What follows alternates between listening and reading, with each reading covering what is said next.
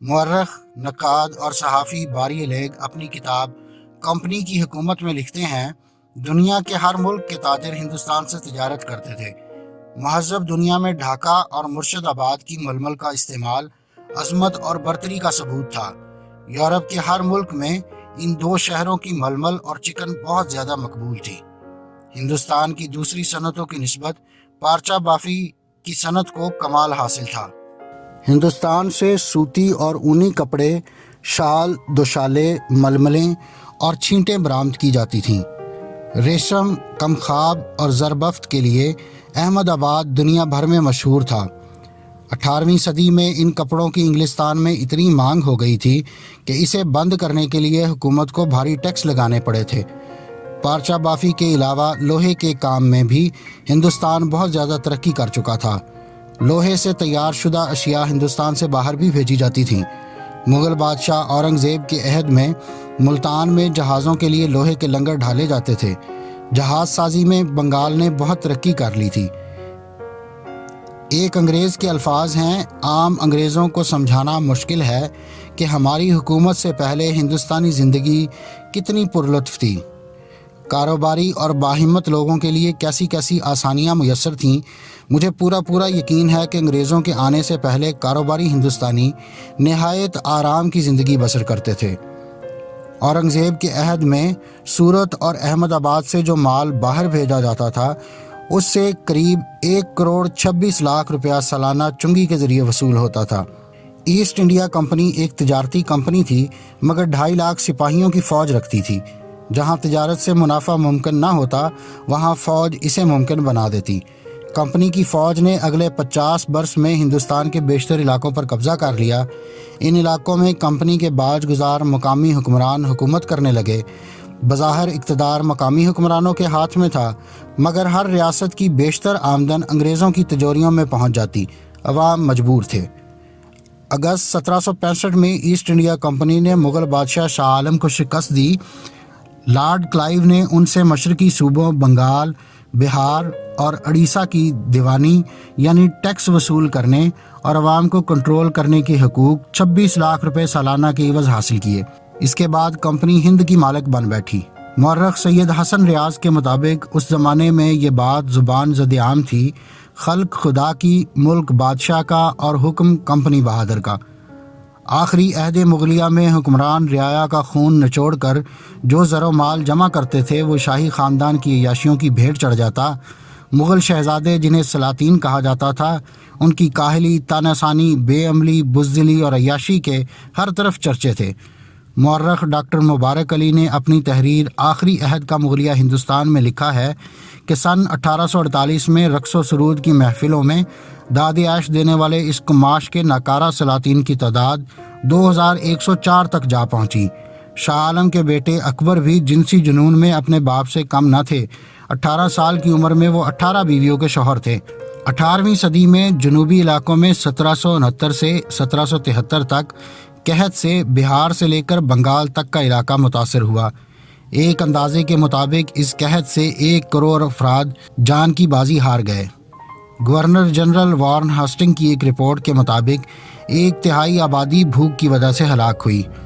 موسمی حالات تو رہے ایک طرف، کمپنی کے بھاری ٹیکس ہی سے دیہی آبادی کنگال ہو گئی تھی۔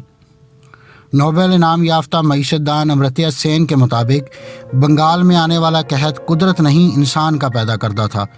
بنگال کے قحط میں چاول جو 1 روپے میں 120 سیر ملتا تھا 1 روپے میں صرف 3 سیر ملنے لگا۔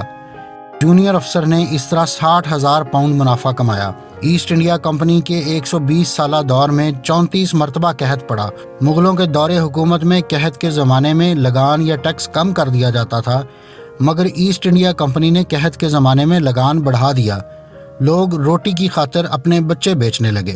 صرف میسور کے حکمران ٹیپو سلطان نے فرانس کی تکنیکی معاونت سے کمپنی کو حقیقی بڑی مزاحمت دی اور کمپنی کو 2 جنگوں میں شکست بھی دی مگر ہند ہی کے دیگر حکمرانوں کو ساتھ ملا کر ٹیپو سلطان پر بھی قابو پا لیا گیا۔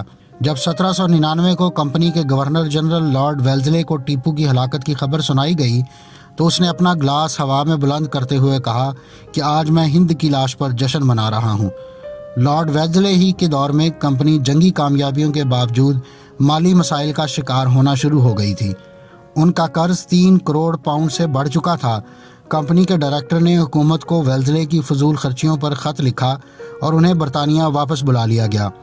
सन 1813 में बरतानवी पार्लियामान ने ईस्ट इंडिया कंपनी की हिंद में तिजारत पर इजारादारी ख़त्म करते हुए दीगर बरतानवी कंपनियों को भी कारोबार करने और दफातर खोलने की इजाज़त दे दी। बरतानिया के दारुल अवाम ने सन 1813 में थॉमस मोनराय, जिन्हें 1820 में मद्रास का गवर्नर बनाया गया, से जानना चाहा कि आखिर सनती इंकलाब के बाद बरतानिया के बने हुए कपड़े हिंदुस्तान में क्यों नहीं बिक रहे, तो उन्होंने जवाब दिया कि हिंदुस्तानी कपड़े कहीं ज़्यादा बेहतर मेयार के हैं। मगर फिर बरतानिया में बने कपड़े को मकबूल बनाने के लिए मकामी कपड़े की सदियों पुरानी सनत को तबाह किया गया और यूं बरतानिया की बरामदात सन 1815 में 25 लाख पाउंड से 1822 तक 48 लाख पाउंड हो गई। ढाका, जो कपड़ा साजी का बड़ा मरकज़ था, उसकी आबादी 1.5 लाख से गिरकर सिर्फ 20,000 रह गई। गवर्नर जनरल विलियम बंटक ने 1834 में अपनी रिपोर्ट में लिखा कि मुआशियात की तारीख़ में ऐसी बदतरीन सूरत हाल की मिसाल नहीं मिलती। हिंदुस्तानी जुलाहों की हड्डियों से हिंदुस्तान की ज़मीन सफ़ेद हो गई है। किसानों की आमदन पर टैक्स 66% कर दिया गया, जो मुग़ल दौर में 40% था। नमक समेत रोज़मर्रा इस्तेमाल की अशिया पर भी टैक्स आयद किए गए। इससे नमक की खपत आधी हो गई। नमक कम इस्तेमाल करने की वजह से गरीब लोगों की सेहत सख्त मुतासिर हुई और हैज़े और लू लगने की वजह से होने वाली अमवात में बड़ा इजाफा हुआ। ईस्ट इंडिया कंपनी के एक डायरेक्टर हेनरी जॉर्ज टकर ने 1823 में लिखा कि इस तरह हिंद को एक सनती मुल्क की हैसियत से गिराकर एक ज़रई मुल्क बना दिया गया है ताकि इंग्लिस्तान का माल हिंद में बेचा जा सके। सन 1833 में बरतानवी पार्लियामान ने एक कानून के तहत ईस्ट इंडिया कंपनी से हक़ तिजारत छीन लिया और इसे एक गवर्निंग कॉरपोरेशन में बदल दिया। विलियम डलरैम्पल अपनी किताब दी anarchy the relentless rise of east India company में लिखते हैं कि ये तारीख़ की एक मुनफरद मिसाल है जिसमें 18वीं सदी के वस्त में एक निजी कंपनी ने अपनी ज़मीनी फ़ौज और बहरिया की मदद से 20 करोड़ लोगों पर मुश्तमिल एक पूरी कौम को ग़ुलाम बना दिया था। कंपनी ने सड़कें बनाई, पुल बनाए, सराय कायम किए, रेल चलाई, मगर नाकदीन का कहना है कि इन मंसूबों से अवाम को तो सफरी ज़राए मुयस्सर आए, लेकिन असल मकसद कॉटन, सिल्क, अफ्यून, शक्कर और मसालों की तिजारत को फ़रोग़ देना था। सन 1835 के एक्ट के तहत अंग्रेज़ी ज़ुबान और अदब के फ़रोग़ के लिए रकूम मुख्तस की गईं। 1857 की जंग आज़ादी में कंपनी के मुताबिक हज़ारों अफराद को बाज़ारों और सड़कों पर लिटाकर और कत्ल करके कुचल दिया गया। ये बरतानवी नौ आबादी तारीख़ का सबसे बड़ा कत्लेआम था।